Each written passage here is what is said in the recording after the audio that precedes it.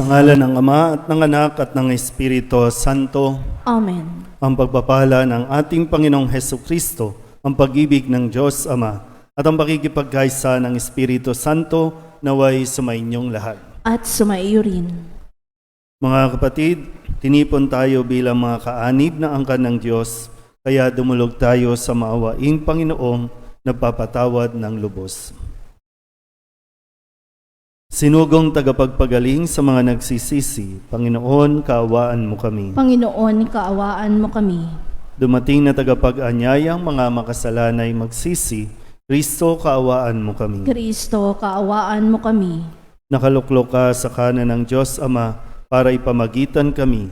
Panginoon, kaawaan mo kami. Panginoon, kaawaan mo kami. Kaawaan tayo ng makapangyarihang Diyos, patawarin tayo sa ating mga kasalanan, at patnubayan tayo sa buhay na walang hanggan. Amen.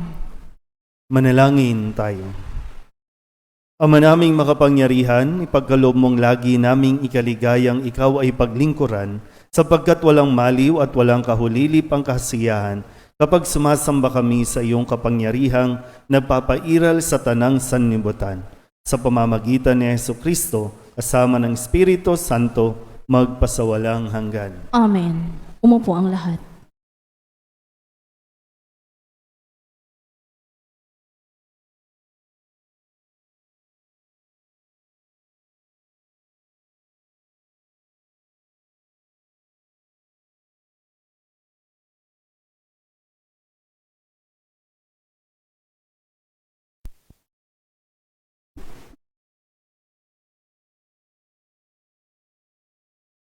Ang simula ng aklat ng pahayag. Ito ang paghahayag ng Diyos kay Hesukristo at kanya namang inihayag kay Juan na alipin niya sa pamamagitan ng anghel. Ang layo ng paghahayag na ito'y ipabatid sa mga alipin ng Diyos ang mga bagay na malapit nang maganap. Ito ang patotoo ni Juan sa mga nakita niya tungkol sa inihayag ng Diyos at pinatunayan ni Hesukristo. Mapalad ang bumabasa ng aklat na ito, ang mga nakikinig sa hulang inihahayag nito at tumutupad sa nasusulat dito. Sapagkat ang lahat ng ito'y malapit nang maganap. Buhat kay Juan, sa 7 simbahan sa Asya, sumainyo ang pagpapala at kapayapaan mula sa Diyos, Diyos sa kasalukuyan, sa nakaraan, at siyang darating, at mula sa 7 espiritong nasa harap ng kanyang trono. Narinig ko ang Panginoon at sinabi niya sa akin, isulat mo sa anghel ng simbahan sa Efeso. Ito ang ipinasasabi ng may hawak ng 7 bituin sa kanyang kanang kamay at lumalakad sa gitna ng 7 liwanag, 7 ilawang ginto. Nalalaman ko ang mga ginawa mo, ang iyong mga pagpapagal at pagtiyatiyaga. Alam kong namumuhi ka sa masasama. Sinubok mo ang mga nagpanggap na apostol at napatunayan mong sila'y bulaan. Alam ko ring matiyaga ka, nagtiis ng maraming hirap, alang-alang sa akin, at hindi nanlupaypay. Ngunit ito ang ipinagdaramdam ko sa iyo, nanlalamig ka sa akin, hindi mo na ako mahal, tulad ng dati. Alalahanin mo ang dati mong kalagayan, pagsisihan mo at talikdan ang iyong masasamang gawa, at gawin mong muli ang mga ginawa mo noong una. Ang salita ng Diyos. Salamat sa Diyos. Saan mong tugunan ang ating pong itutugon. Kakain ang magwawagi sa puno ng buhay lagi. Tayo pong lahat. Kakain ang magwawagi sa puno ng buhay lagi.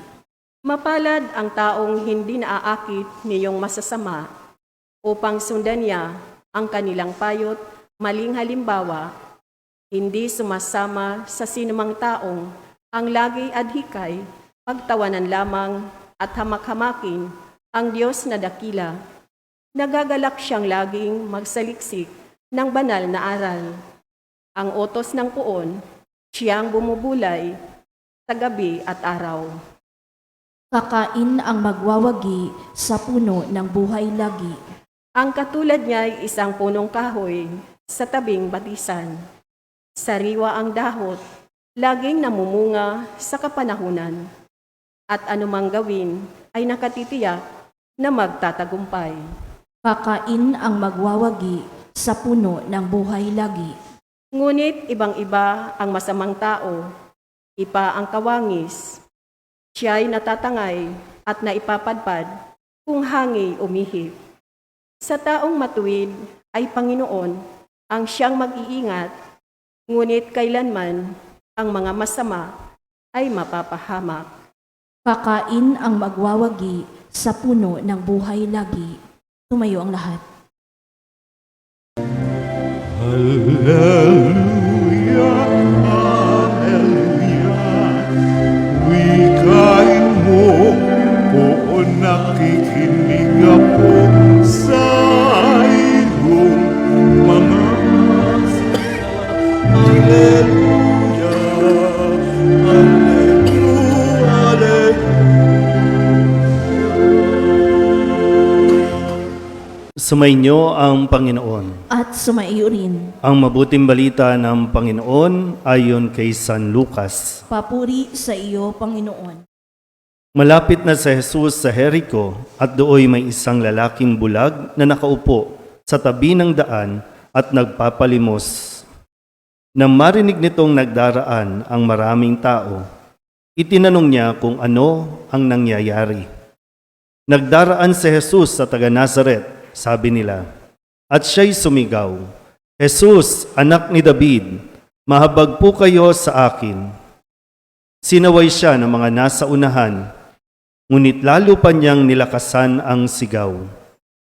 Anak ni David, mahabag po kayo sa akin. Kaya tumigil si Jesus at iniutos na dalhin sa kanya ang bulag. Inilapit nga ito at tinanong ni Jesus, ano ang ibig mong gawin ko sa iyo? Panginoon, ibig ko po sana'y manumbalik ang aking paningin. Sagot niya. At sinabi ni Jesus, mangyari ang ibig mo. Pinagaling ka dahil sa iyong pananalig.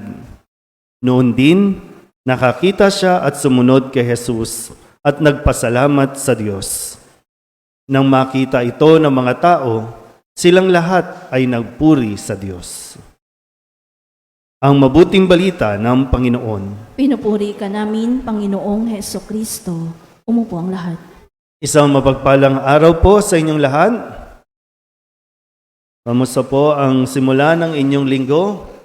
Sa mga nagtatrabaho, kamusta? Sa mga walang trabaho, napagod din ba kayo? Wala naman kayong ginawa, pero bakit pagod na pagod? No? Sige. Tingnan po natin ang aral na ibinigay po sa atin at patuloy na binibigay sa pamamagitan ng Ebanghelyo. Meron pong kwento ng isang bulag. Nakaupo sa isang tabi ng daan at nagpapalimos. Isang bulag na para bang itinuturing na wala nang silbi. Bulag nga eh. Ano pa bang silbi sa lipunan nito? Pero para mabuhay ang isang bulag, kailangan niyang kumilos. Kailangan niyang magmakaawa. Yung benching ko o yung kapira, yung salapi no, na may maawa sa kanya, yun ang kanyang ikinabubuhay. Dahil noon, no, wala namang mga privileges no, ng mga PWD. Pag sinabing bulag, isa ka sa pinakaaba, sa pinakamahirap. And, meron bang bulag dito? Wala naman. No? Kung sakali mayroong mga PWD o persons with disabilities no, na nanonood, mapalad ka pa rin. Sana makita mo, mapalad ka pa rin, lalo tigit sa panahong ito dahil marami ang tumutulong sa iyo. Marami ang pwedeng tumulong sa iyo. At yun yung isang bagay na kailangan natin mas maintindihan, maunawaan sa aral natin. Yung bulag, ayaw niya na ng sitwasyon niya. Mahirap kasi yung kinaawaan ka. No? Mahirap yun. Para bang nakakababa ng dignidad yon, no? Kaya, nang magkaroon ng pagkakataon, marinig niya kung sino ang daraan, si Jesus, na marahil, bulag lang siya, hindi siya bingi. So naririnig niya kung ano ang kakayanan, kung sino si Jesus. Kaya, eto na yung pagkakataon, kahit pa, anong sabihin ng mga tao, sumigaw siya para marinig. Yung kanyang hinaing, yung kanyang dalangin, yung kanyang nais na mangyari. Diba? Ito na lang, kahit sa puntong ito, pwede ka nang matuto dito eh. Kung sakasakali po, kung ano ang sitwasyon mo ngayon, gusto mo yan. Ha? Kung yan ang sitwasyon mo, sana tanggapin mo. At kapag tanggap mo, dapat mabuhay ka ng masaya. Kasi kung hindi ka masaya, hindi mo tanggap ang kalagayan mo, ang tanong, bakit? Bakit wala kang ginagawa? Kasi dapat mayroon. Crucial din kasi dito sa bulag, may mga taong nagsasaway sa kanya. Mayroon din naman taong nagsabing, lakasan mo ang loob mo. Tinatawag ka ni Jesus. Minsan, importante din po yun, no? Kung ikaw ay nasa isang kalagayan, nasa isang sitwasyon, crucial yung kanino ka nakikinig. Sino ang tinatawag mo? Sino ang pinakikinggan mo? Ayun, pwede na natin bang masagot?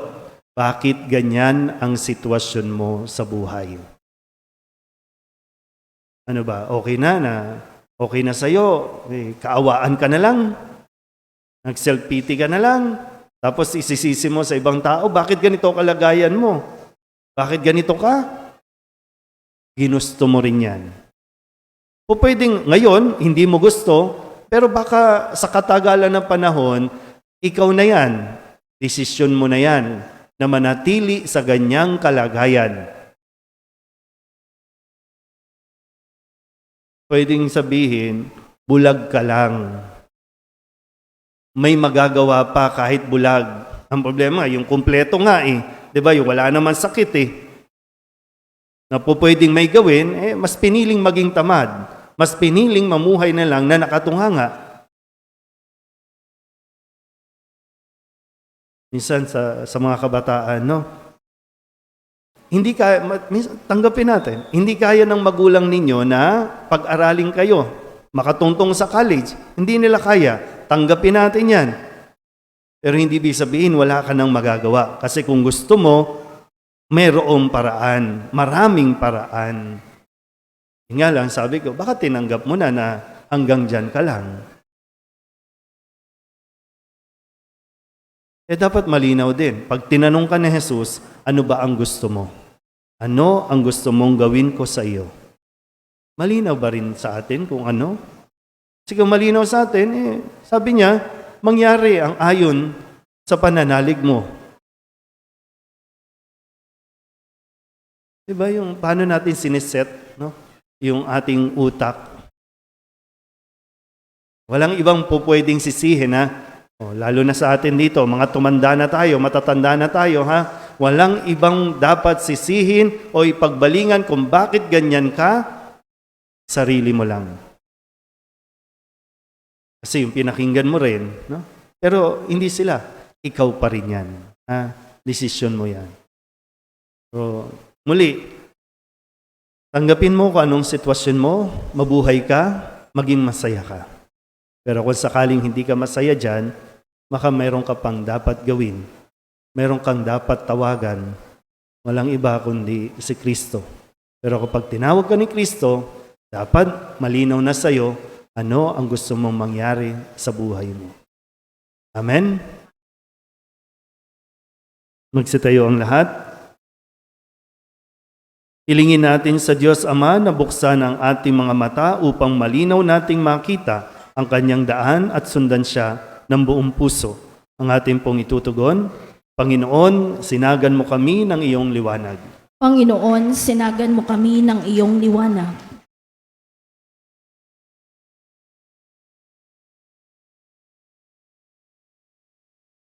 Ang mga pinuno ng simbahan, sa pamamagitan ng kanilang huwarang pamumuhay. Naway maipakita sa atin ang daan patungo sa kaharian ng Diyos Amang nasa langit. Manalangin tayo sa Panginoon. Panginoon, sinagan mo kami ng iyong liwanag. Sa pamamagitan ng ating paggawa ng kabutihan, naway palagi nating bigyang pansin ang mga hinatulan, tinanggihan, at hindi minamahal sa lipunan. Manalangin tayo sa Panginoon. Panginoon, sinagan mo kami ng iyong liwanag.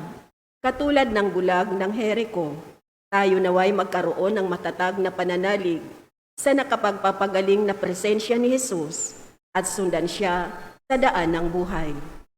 Manalangin tayo sa Panginoon. Panginoon, sinagan mo kami ng iyong liwanag. Ang mga may sakit at mga nagdurusa sa kalabuan ng paningin o pagiging bulag, naway makatagpo ng kagalingan at kasiyahan. Manalangin tayo sa Panginoon. Panginoon, sinagan mo kami ng iyong liwanag. Ang mga yumao, naway tumanggap ng walang hanggang kapayapaan at liwanag sa kaluwalhatian ng kaharian ng Diyos. Manalangin tayo sa Panginoon. Panginoon, sinagan mo kami ng iyong liwanag. Idulog din natin sa Panginoon ang ating mga personal na kahilingan at mga panalangin para sa ating mga pamilya, kasama din ang mga kahilingan ng lahat ng mga nanonood sa online, lahat ng mga misang pasasalamat, special na intensyon, at lahat ng mga kaluluwa na inihiling na ipagdasal sa misang ito. Ang lahat ng ito inihiling namin sa ngalan ni Kristo, aming Panginoon. Amen. Umupo ang lahat.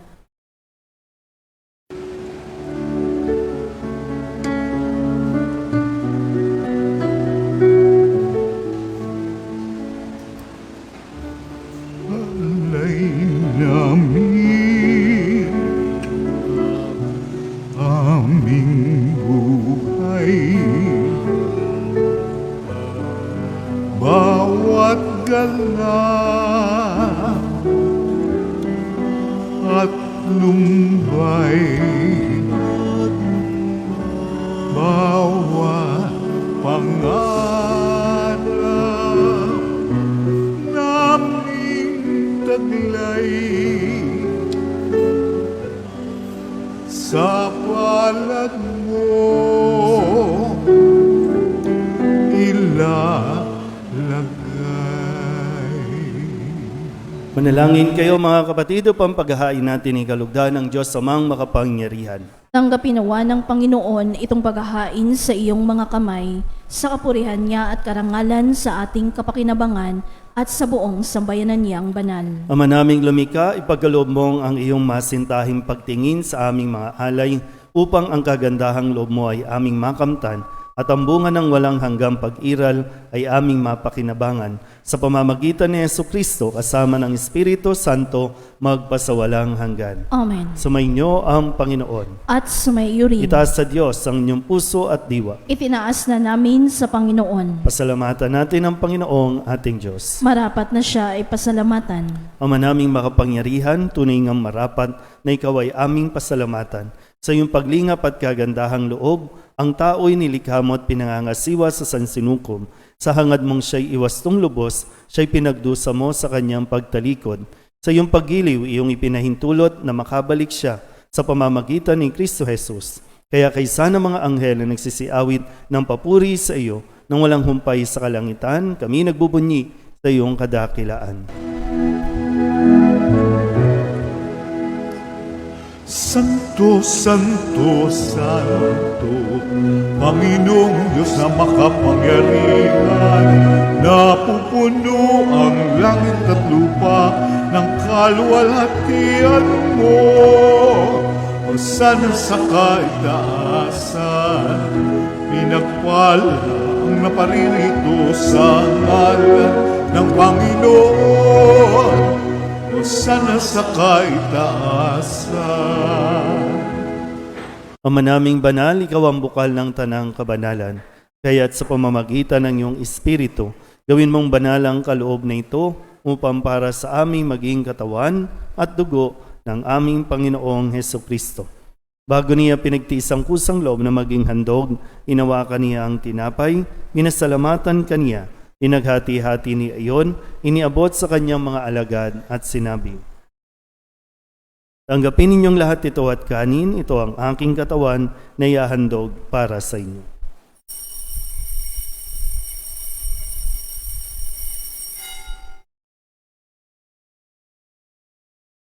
Gayun din naman nung matapos ang hapunan, hinawakan niya ang kalis, muli kaniyang pinasalamatan.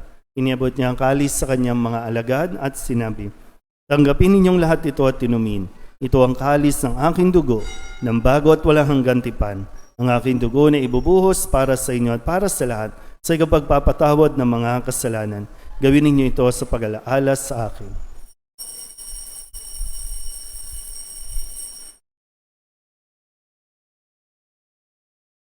Ipagbunyi natin ang misteryo ng pananampalataya. Si Kristo'y namatay, si Kristo'y nabuhay, si Kristo'y babalik sa wakas ng panahon. Ang mga ginagawa namin ngayon ang pag-alaala sa pagkamatay at muling pagkabuhay ng iyong anak, kaya tiniaalay namin sa iyo ang tinapay na nagbibigay buhay at ang kalis na nagkakaloob ng kaligtasan.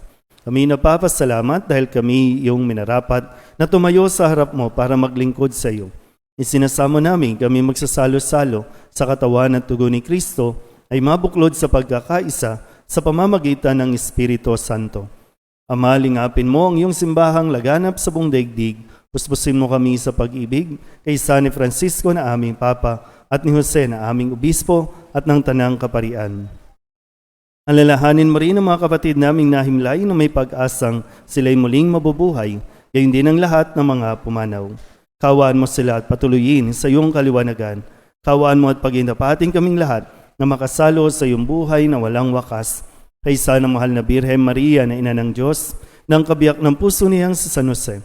Kaysa ng mga apostol at ng lahat ng mga banal na namuhay dito sa daigdig ng kalugod-lugod sa iyo, may pagdiwang nawa namin ang pagpupuri sa kararangal mo sa pamamagitan ng iyong anak na aming Panginoong Heso Kristo.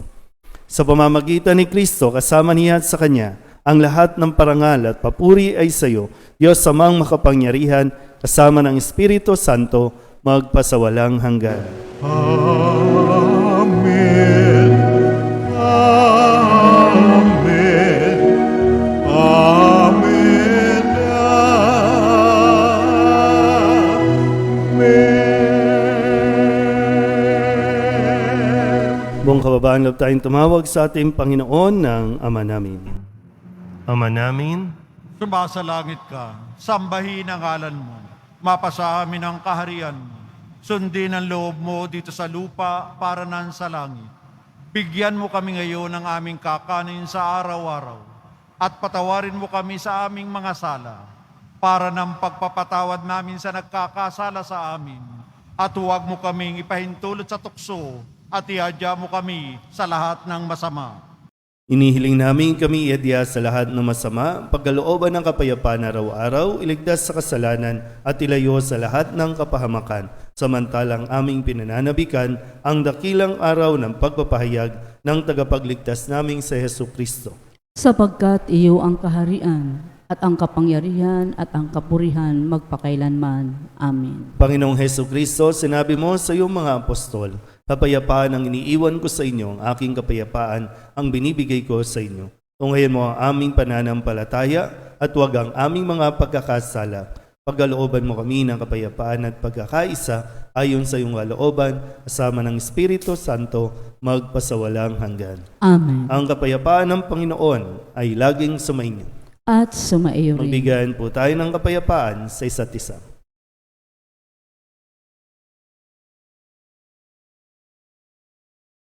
Kordero ng Diyos na nag-aalis ng mga kasalanan ng sanlibutan, maawa ka sa amin.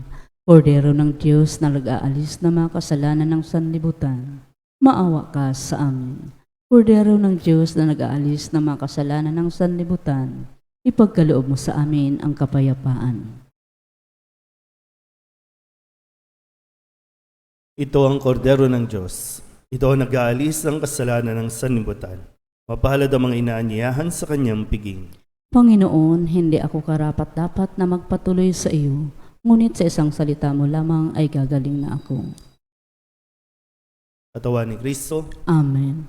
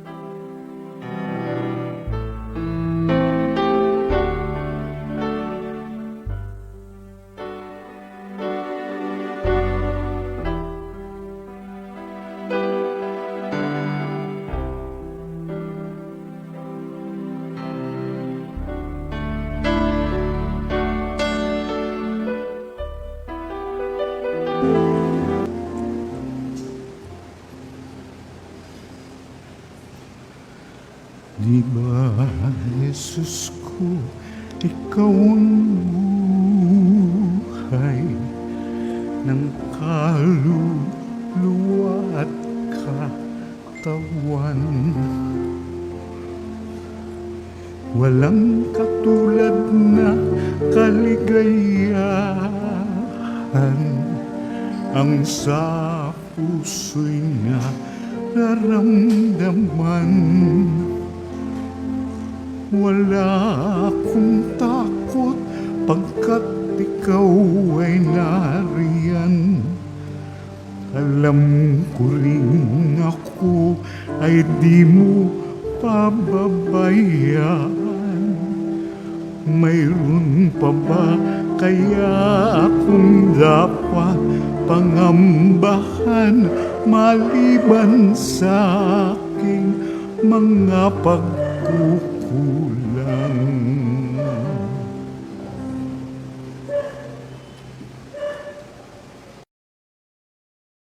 Manalangin tayo. Ama naming mapagmahal, gawin mong sa aming banal na pakikinabang, kami ngayon ay iyong matulungan at mahubog para mamuhay sa kalangitan. Sa pamamagitan ni Jesucristo, kasama ng Espiritu Santo, magpasawalang hanggan. Amen. Sumainyo ang Panginoon. At sumaiyo rin. At pagpalain kayo ng makapangyarihang Diyos, Ama at Anak at Espiritu Santo. Amen. Tapos ang banal na misa, humayo tayo sa kapayapaan ni Kristo. Salamat sa Diyos. Magandang araw po.